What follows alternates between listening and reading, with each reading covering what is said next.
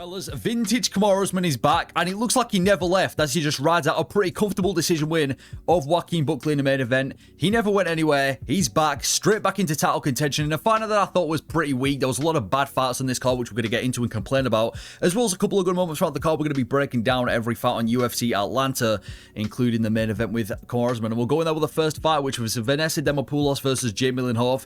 Horth wins this fight pretty dominantly. She just completely pieces up Demopoulos on the feet, making it look like an amateur. I mean, first of all, the weight class, they didn't even look like they were in the same weight class, but how is Demopoulos in the UFC? She looked awful in this fight. She didn't look good anywhere the fight went. The clinch work, she was getting dominated. She got taken down at some point in the fight. She was on her back, and then on the feet, she was just getting beaten up like a punching bag the entire fight. It was a pretty dominant performance from Horth, probably the most dominant performance of her career so far. She just beat the shit out of Demopoulos the entire fight and picked her apart. And Vanessa Demopoulos is proof that all you need to make it in women MMA is a bit of dog. As long as you've got that scrappy heart, that's all you need. You don't need skill. She has no skill. You know, she is proof that you don't need skill to make it in women MMA. What has she got? What martial art background does she come from? She's not a wrestler. She hasn't got BJJ. Her kickboxing is awful. I don't think she's ever thrown a kick. And she has pressure boxing that she uses every now and then, but even then she was getting outclassed on the feet. I'm confused with how Vanessa Demopoulos has made it in the UFC, but that kind of just proves that if you've got dog, you'll make it in women MMA. But in all seriousness, dominant performance from Horth just completely picks apart Vanessa Demopoulos, slashes her with the body kicks, outboxes her because, you know, Vanessa Demopoulos doesn't move her head. Pretty easy to pick apart. So Horth did that, used the range, picked her apart, and it was a dominant win for Horth. They kick off the card. Then we had Rowe versus Ange Loosa. Now, I thought Ange Loosa was going to be able to win because of the boxing, but I didn't realize the size differential between the two of them was this big. Rowe just completely picks apart Ange Loosa. Now, Ange Loosa did have success with the wrestling, especially in the first round, but on the feet, the range was way too much. Rowe just eventually picks him apart, and in the third round, gets the TKO over Ange Loosa, starts slapping him as he gets the TKO. Pretty humiliating way to get TKO'd, but yeah, Rowe, 100% finishing rate in all of his wins, and he continues that as he gets through Ange Loosa in this fight. This was a wild ass fight. You know, the first round, Ange Loosa takes down Rowe and controls him. Second round, Rowe's about to finish Ange Loosa, has him wobbled, and then Loosa starts swinging back, and then he wobbles Rowe. So they both get wobbled, and then in the third round, Rowe just starts tagging him because obviously Ange Loosa can't take him down, and it eventually gets the finish. But the size difference between the two of them was crazy. Now, I knew that Rowe was quite tall for the welterweight division. We've seen him get, be taller than guys like Neil Magny before, but I didn't realize it was this big. They look like two completely different weight classes. I know Ange Loosa's really thick for the division. He's kind of like a Taurus Finney for the welterweight division, but Rowe was massive in this fight, way bigger than Ange Loosa, and that's pretty much why he won the fight, because of the range that he had. Ange Loosa just couldn't really get going. Every now and then he'd kind of dart in with boxing, but he didn't really have much success because of how big the range and the size difference was between the two of them. And Loosa's only opportunity was really panic takedowns. You know, in that first round, he got caught by a massive shot. I think it was a right hand shot, a panic takedown, and he won the round. And he kind of realized pretty soon, but if it weren't for panic takedowns, he ain't winning this fight.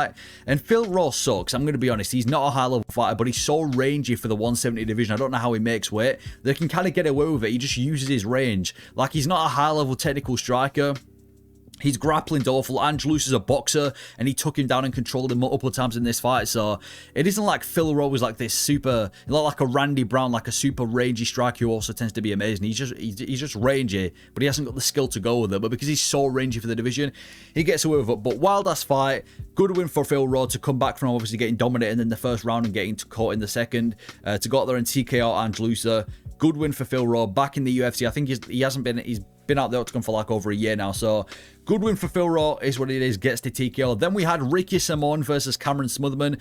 Ricky Simón pretty much dominated this fight. It was a lot of holding against the cage and taking him down, but that is pretty much what Ricky Simón does. He likes to pressure people and implement the grappling, and he worked against Smotherman. He was working him in the grappling department, and we kind of knew coming into this fight that Smotherman struggles with grappling. We saw it in the fight with Sergey City, so another dominant performance from Ricky Simón. Fights just like, Smotherman, I will say, he fights just like his training partner Adrian Yanez, in the sense that he has got really good crisp boxing for the bantamweight division. Like, his boxing was crisp. He was definitely the better boxer between him and Ricky Simón, which I didn't really expect considering we just saw Ricky Simón flatline Javid Bashrat. But no, his boxing was really smooth. We know this about Smotherman, but defensively, he sucks. There was a lot of times when Ricky Simón would just counter with a 1-2 and he'll be able to land pretty comfortably on Smotherman, and their takedowns were always there. So I think for Smotherman, similar to Adrian Yanez, offensively, he's an amazing boxer, but he just defensively has a lot of holes in his game. But But yeah, Simone just schools Smotherman in the grappling department, holds him against the cage, takes him down, gets a couple of submission attempts. Cameron Smotherman couldn't really do anything about it, and stays in the fight on the feet as well. When they were striking, obviously Smotherman was winning the fight, he was landing the better combinations, but it wasn't like he was winning to the point where he was absolutely dominating the fight on the feet. So good win for Ricky Simone, gets the win over Cameron Smotherman. I would have liked to see doing it in a little bit more of a dominant fashion, maybe if he was able to do this cross 3 rounds and then, you know, maybe just keep him down from the beginning of the round to the end of the round, or maybe even potentially get a finish, because to be fair, this was on short notice and a step down in competition. But Cameron Smotherman's got potential. You know, I know he's 1-2 in the UFC. I don't think his record kind of shows his skill. He is a slick boxer. He has got potential in the UFC. I think if he does, you know, get put against somebody around his level, he'll definitely have success.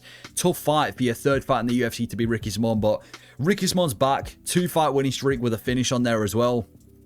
I'd say maybe 1 or 2 more wins, and he's back in that top 15 area because he is a skilled guy. You know, he's one of the best grapplers in this division. I mean, the guy's got a submission win of Oumar, so he's definitely got the skills to pay the bills. It's just Cameron Smotherman, tough, has a lot of holes in his grappling, kind of got exposed in this fight, is what it is. Then we had Cody Durden versus Jose Ochoa, where Cody Durden unfortunately gets KO'd in front of his hometown, in front of his family, just as he waved off the crowd in the second. Yeah, Jose Ochoa looked really rapid in this fight. He was completely picking apart Cody Durden in the first round of this fight. Durden had some success every now and then, but it was just Ochoa. And then in the second round, he manages to clip Cody Durden like 7 seconds into the round and gets the TKO, pretty much flatlining him in front of everyone. And it was kind of embarrassing for Cody Durden. Cody Durden was hyping the crowd in between the rounds, between round 1 and round 2, in front of his family, in front of his home crowd, and then he goes out there and gets flatlined 7 seconds after it by Jose Ochoa. That was brutal for Cody Durden. Just the second round starts, he gets clipped and he gets knocked out. But Ochoa is a legit prospect to 125, and I know flyweight was always known for being a division that was kind of dead, didn't really have that much talent in there, but I will say flyweight is booming right now. You know, you've got the likes of Lonnie Kavanagh, you've got obviously Joshua Van, you've got Jose Ochoa, who's only lost in the UFC to Lonnie Kavanagh himself. He's rapping on the feet, one of the fastest dudes in this division. He just ironed out Cody Durden. I'm not acting like Cody Durden is some high-level flyweight or anything, but the dude's a veteran. He's a bit of a gatekeeper for the top 15, and for him to just flatline him and just dominate him in that fashion, pretty impressive for Jose Ochoa. He can go far in this division. I think if he can work on his grappling a little bit, because he did get taken down by Cody Durden in the first round, I think he can go far in this division, man. Ton of potential. Great win for Ochoa. 1 or 2 more wins and he's already made it to the top 15 of this division. And like I said before, the flyweight division is starting to heat up with the amount of prospects we've got, with the amount of names we've got coming up in this division. Jose Ochoa made a statement. And for Cody Durden, still a gritty guy. I just feel like he can't really keep up. Like, he hasn't really got the speed for the flyweight division. He's got, you know, he's good at mixing the grappling up with the striking, but the second you put him against someone who's got decent takedown defense and can actually strike, he's fucked. So good win for Jose Ochoa. Sleeps Cody Durden in a pretty brutal fashion in the way they did it, but good win for Jose Ochoa. Then we had the best prospect on the card in the future of the bantamweight division, Malcolm Wellmaker, steal the show as he KOs Kris Moutinho in the first round. This was brutal, man. He fakes with a kick and then immediately goes with the right hand, clips Kris Moutinho, a guy who's known for having a great chin, and knocks him out cold. Well, not out cold, but just face first to the canvas for momentarily on Kris Moutinho in this fight, and it was a dominant win for Malcolm Wellmaker. I mean, even in the fight, he was slashing him with the leg kicks, and then eventually just to perfectly time that right hand. That's 3 wins in the UFC, well, 2 wins in the UFC, and winning the Contender Series, all by first round KO. This guy is who Peyton Talbot thought he was. He is who Peyton Talbot thought he was. He's a star in the making, you know, a fan favorite guy, charismatic on the mic. He's the best bantamweight prospect we've got right now. What better bantamweight prospect have we got? Peyton Talbot. I know we just fought Houndy Barcelos, who also fought on this card, and he got exposed by him, so I'm not going to act like Peyton Talbot's completely done, but Malcolm Wellmaker's got everything, man. Against Kris Moutinho as well, a guy that even Sugar Sean O'Malley couldn't finish, on a 5-fight winning streak, and Malcolm Wellmaker goes out there and just flatlines him, slumps him like it's nothing. His KO ability is legit. Again, there is some questions with Malcolm Wellmaker. How good is his grappling? How does he look against a grappler? You know, how would he look against a stylistic problem? How would he look in a step up in competition? But I feel like now that he's got those 2 wins in the UFC, 2 first-round KOs, it's time we step up the competition for Malcolm Wellmaker. We get him on a pay-per-view as well. I feel like with what he's done this year, we've got to give him on a pay-per-view. But yeah, his striking is legit. Just perfectly times that and sets up that right hand and clips Kris Moutinho, sleeping him out pretty much out cold. And it is a tough UFC run for Kris Moutinho. Obviously had that run where he fought Sean O'Malley and got absolutely battered like a punching bag, which kind of got him viral for how he survived. And then he obviously got TKO'd in his next fight. Comes back to the UFC against the best bantamweight, best prospect in the bantamweight division and just gets put back to sleep. Tough run for Kris Moutinho. Still going to remember for that fight with Sean O'Malley, but tonight was about Malcolm Wellmaker. 100% getting another 50k bonus, and if this guy can continue to stay active and continue to win, like I said before, this guy's a prospect in the making in the bantamweight division. I think, yeah, looked amazing. Great win for Malcolm Wellmaker. Does exactly what we expected him to do and sleeps Kris Moutinho. Then we had Michael Chiesa versus Mcgee. Now, this was where the fun and the entertainment of the card kind of started to slow down as Michael Chiesa picks up a decision win. There's nothing to talk about in this fight. You've got two subpar, mediocre strikers going at each other in a striking matchup. Both, by the way, pushing 40. You can expect what it was like. A lot of just them staring at each other, clinch work from this fight. This fight set the UFC back by 15 years. These are the fights that I expect to be seen back in like 2000 and 2010, 2005, in the early era of the UFC. Before ESPN was even a thing, early back 2010s, 2005s. This is the type of fight I expect to see back then. Not nowadays in 2025 on a UFC broadcast.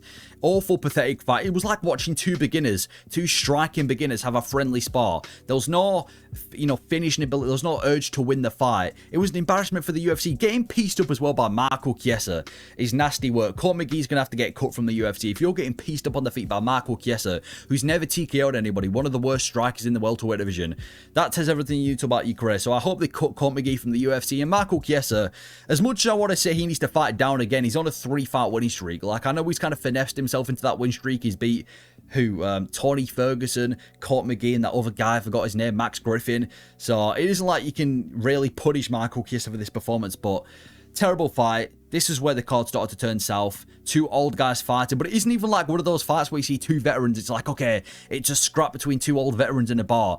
It was like a friendly beginning sparring match between two guys on a Sunday going to striking clash. You know what I mean? So boring fight is what it is. Next fight we had was Paul Craig versus Rodolfo Bellato, resulting in a no contest. As Paul Craig gets an illegal upkick on Rodolfo Bellato has an Oscar-worthy performance pretending that he's knocked out, and as a result, the fight gets stopped by no contest. I personally thought he should have been a disqualification, but they give a no contest to the fight.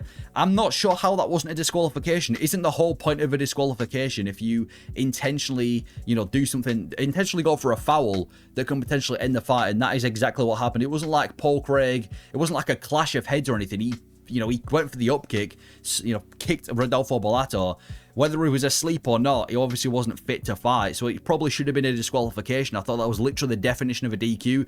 Cursed fight though. First time these guys were scheduled, Rodolfo Bellato pulls out due to herpes. Second time that it happens, ends in a no contest. It's one of those fights like a Ferguson and Khabib that you just can't really put together again. Getting knocked out in any manner by Paul Craig is shameful though, even if it is an illegal shot that you didn't see coming. The fact that you've just been TKO'd by Paul Craig kind of reduces the aura of Rodolfo Bellato, but in all seriousness, yeah, should have been a DQ. Paul Craig's kind of blessed because he was losing this fight. Not that anything really happened in this fight anyway. It was just Paul Craig backing up against the cage he normally does, getting picked apart because Paul Craig never improves. But he's kind of just saved his UFC career because if he had taken a loss in this fight, he probably would have been cut from the UFC. So the fact that he's managed to finesse a no contest out of it, he's probably going to be given another fight. But yeah, there's nothing I can really talk about. Should have been a DQ. Weird moment. Rodolfo Bellato pretends that he's knocked out, like he gets kicked in the head, fakes like he's knocked out. A second, like 2 seconds later, gets back up trying to fight the referee. It was a weird situation, but it's a cursed matchup. It's what it is. Should have been a DQ. Nothing else I can really talk about. And then we had Alonzo Menifield versus Oumar. Another really boring fight to open up the main card. It was just, again, another staring contest. Another staring contest between the two of them. Nothing I can really talk about in this fight. They were both staring at each other the entire fight. Yeah, he's just another shit fight, to be honest with you. And I'm sick of watching Oumar. It's a pathetic fight. Oumar, you're a weight bully for 205. He's huge. He could easily make the heavyweight division.